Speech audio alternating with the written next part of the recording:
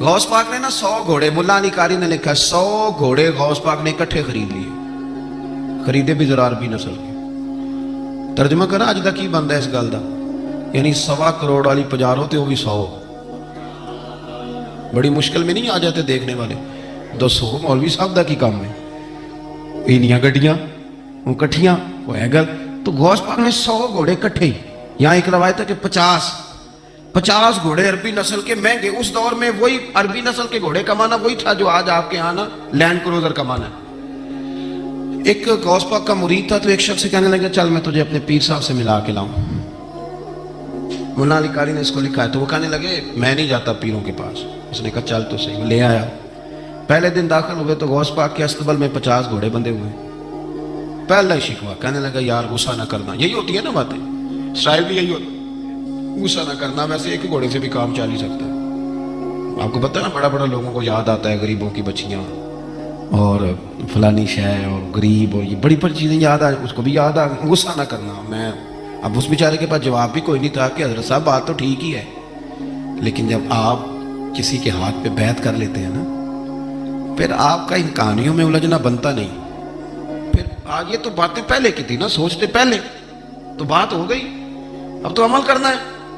तो होते हैं कुछ कच्चे बंदे भी बेचारे जो सारी जिंदगी सीधे सीधे होने में टाइम गुजार देते हैं, और जब तक पक्के होते हैं तब तक काम ही खरा खत्म हो जाता है। गौसे पाक का वो मुरीद करने लगा यार बात तो तेरी ठीक है, पर चलो मैं पता करूंगा 50 क्यों है। आए मिले, लेकिन वो रोज तंग करता वो बंदा। फिर पूछा पीर साहब से 50 घोड़े क्यों रखे।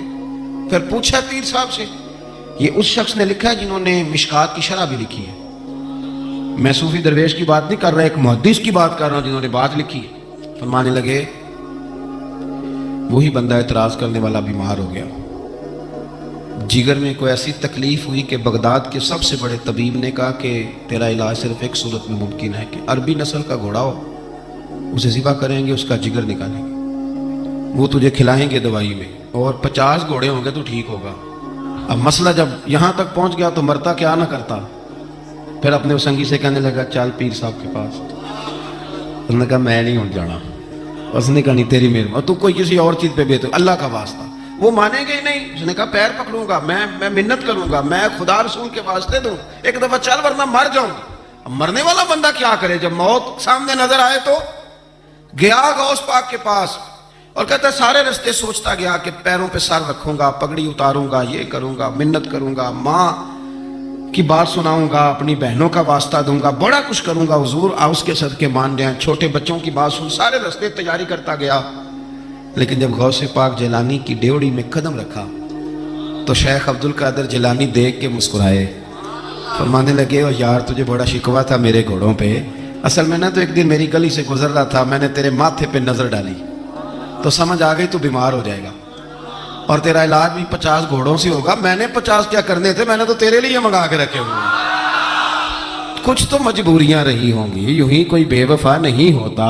ओ खुदा के बंदे तेरे लिए रखे हैं, पर मैं चारा डालने की भी जरूरत नहीं, वो मेरे मुरीद ही डालेंगे। तू रोज आया कर, एक ले जाया कर, अपना इलाज करा। करने लगा हुजूर मुरीद कर ले। फरमाने लगे जो इतने इम्तिहान लेके बैत करे उसे नहीं किया करते, तो मुरीद ही है, तू ले जा खा।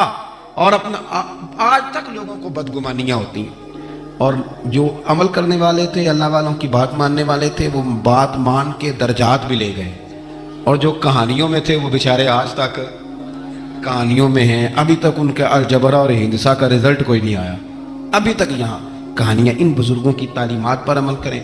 गौस पाक रदी अल्लाह ताला अन्हु की सारी ज़िंदगी पढ़ोगे तो जो चीज़ सबसे ज़्यादा नज़र आएगी वो अल्लाह के बंदों का प्यार है। गरीब से, मजबूर से, गुनाहगार से। गुनाहगार के साथ आपका प्यार ये है कि आप उसे नेकी की तरफ माइल कर दें। गुनाह इंसान को खा जाता है, घिन की तरह चाट जाता है। अगर आप उसकी सलाह कर देंगे तो आपने उसके साथ बहुत ज़्यादा नेकी कर दी। तो ये सारी तरबियत हुजूर गौसे